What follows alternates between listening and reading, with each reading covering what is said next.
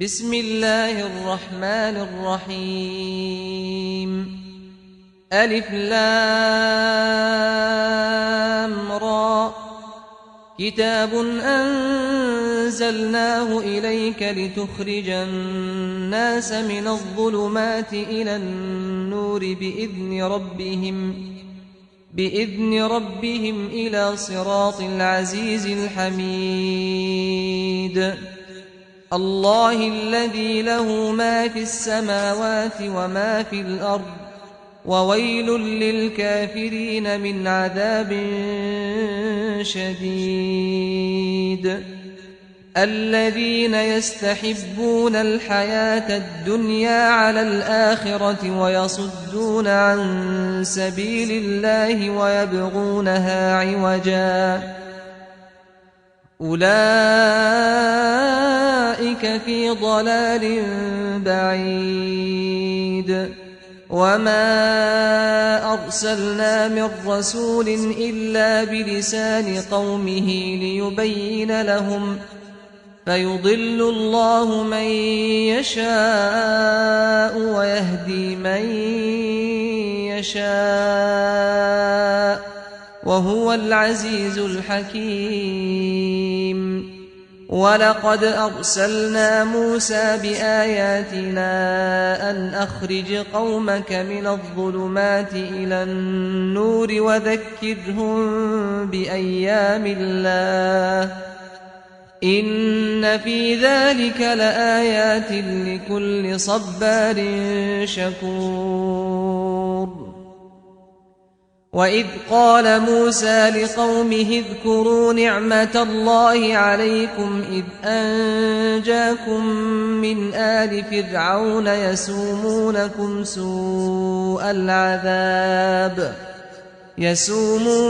سوء العذاب ويذبحون أبناءكم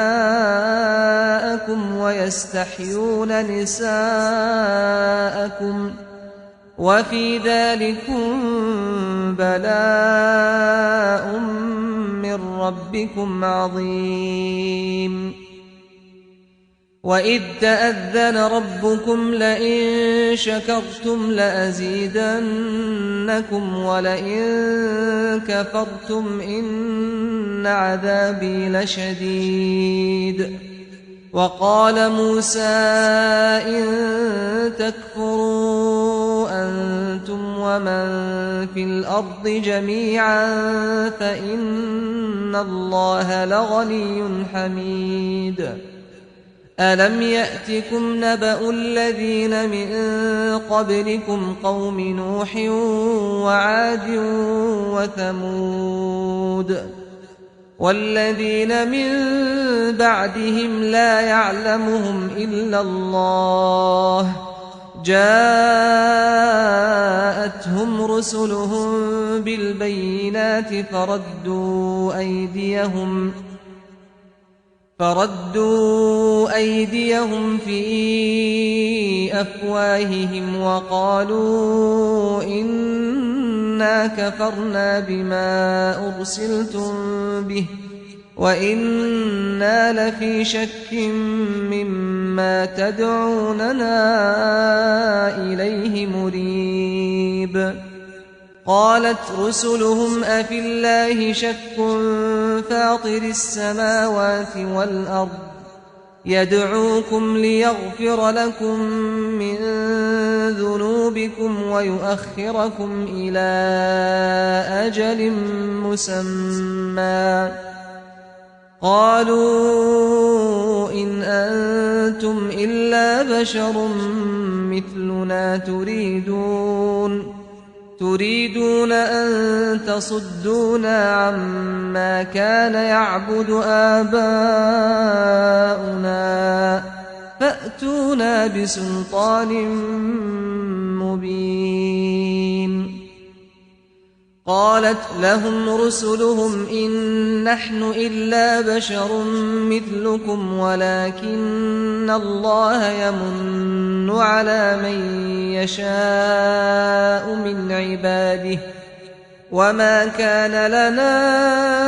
أن نأتيكم بسلطان إلا بإذن الله وعلى الله فليتوكل المؤمنون وما لنا ألا نتوكل على الله وقد هدانا سبلنا ولنصبرن على ما آذيتمونا وعلى الله فليتوكل المتوكلون وقال الذين كفروا لرسلهم لنخرجنكم من أرضنا أو لتعودن في ملتنا فأوحى إليهم ربهم لنهلكن الظالمين ولنسكننكم الأرض من بعدهم ذلك لمن خاف مقامي وخاف وعيد واستفتحوا وخاب كل جبار عنيد من ورائه جهنم ويسقى من ماء صديد يتجرعه ولا يكاد يسيغه ويأتيه الموت من كل مكان وما هو بميت ومن ورائه عذاب غليظ مثل الذين كفروا بربهم أعمالهم كرماد اشتدت به الريح في يوم عاصف لا يقدرون مما كسبوا على شيء ذلك هو الضلال البعيد ألم تر أن الله خلق السماوات والأرض بالحق إن يشأ يذهبكم ويأت بخلق جديد وما ذلك على الله بعزيز وبرزوا لله جميعا فقال الضعفاء للذين استكبروا إنا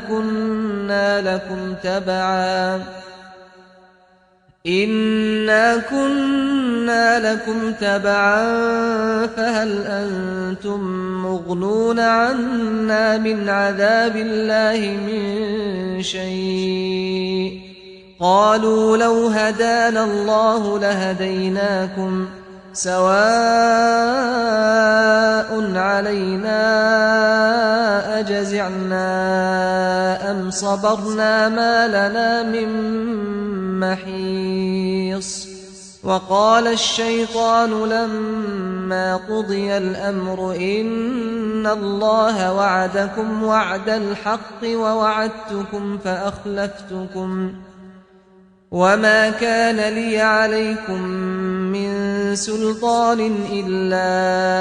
أن دعوتكم فاستجبتم لي فلا تلوموني ولوموا أنفسكم ما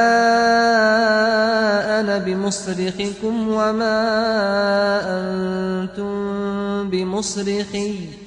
إني كفرت بما أشركتمون من قبل إن الظالمين لهم عذاب أليم وأدخل الذين آمنوا وعملوا الصالحات جنات تجري من تحتها الأنهار خالدين فيها بإذن ربهم تحيتهم فيها سلام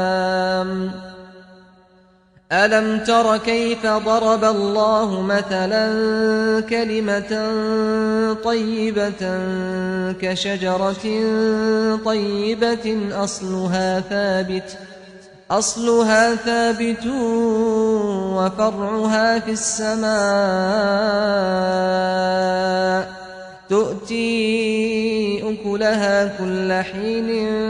بإذن ربها ويضرب الله الأمثال للناس لعلهم يتذكرون ومثل كلمة خبيثة كشجرة خبيثة اجتثت من فوق الأرض ما لها من قرار يثبت الله الذين آمنوا بالقول الثابت في الحياة الدنيا وفي الآخرة ويضل الله الظالمين ويفعل الله ما يشاء ألم تر إلى الذين بدلوا نعمة الله كفرا وأحلوا قومهم دار البوار جهنم يصلونها وبئس القرار وجعلوا لله أندادا ليضلوا عن سبيله قل تمتعوا فإن مصيركم إلى النار قل لعبادي الذين آمنوا يقيموا الصلاة وينفقوا مما رزقناهم سرا وعلانية من قبل أن يأتي يوم لا بيع فيه ولا خلال الله الذي خلق السماوات والأرض وأنزل من السماء ماء فأخرج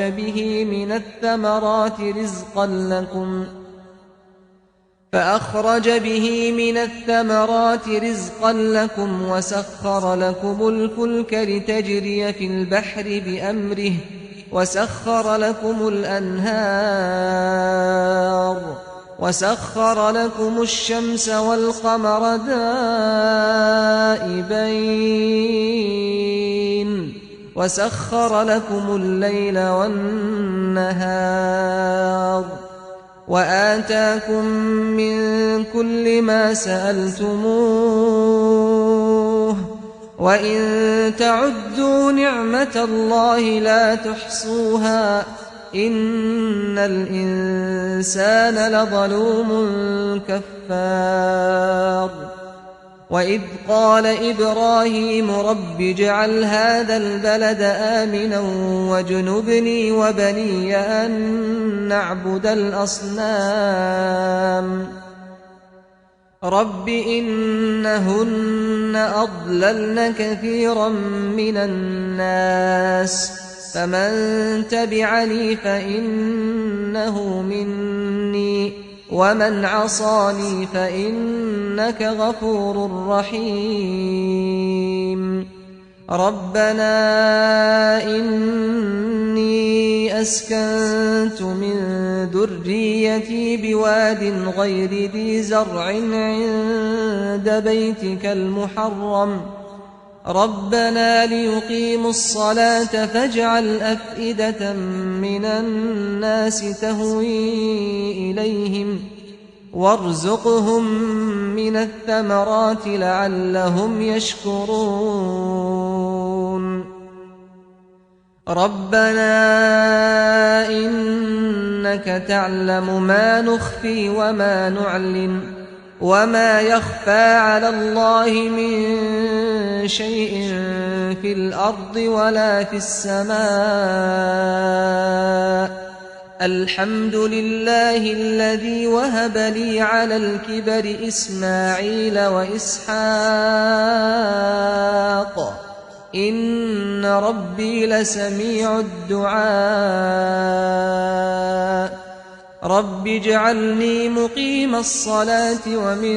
ذريتي ربنا وتقبل دعاء ربنا اغفر لي ولوالدي وللمؤمنين يوم يقوم الحساب ولا تحسبن الله غافلا عما يعمل الظالمون إنما يؤخرهم ليوم تشخص فيه الأبصار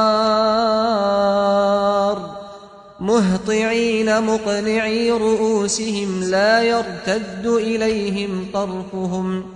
لا يرتد إليهم طرفهم وأفئدتهم هواء وأنذر الناس يوم يأتيهم العذاب فيقول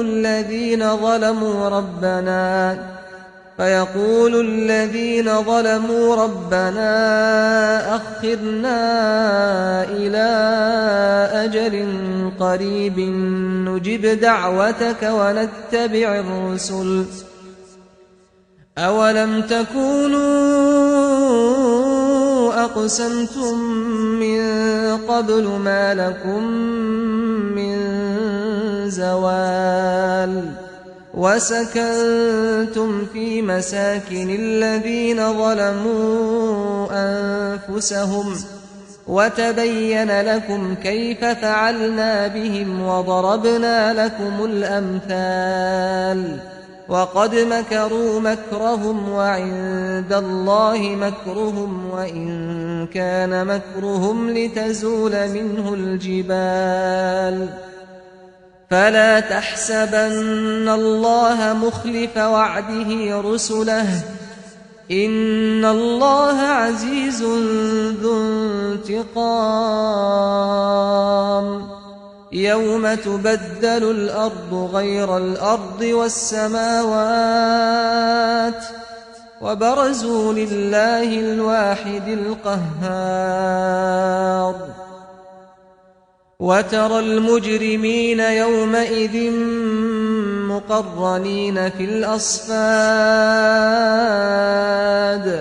سرابيلهم من قطران وتغشى وجوههم النار ليجزي الله كل نفس ما كسبت إن الله سريع الحساب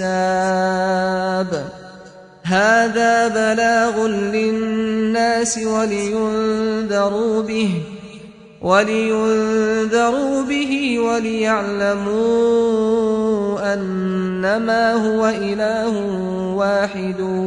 وليذكر أولو الألباب.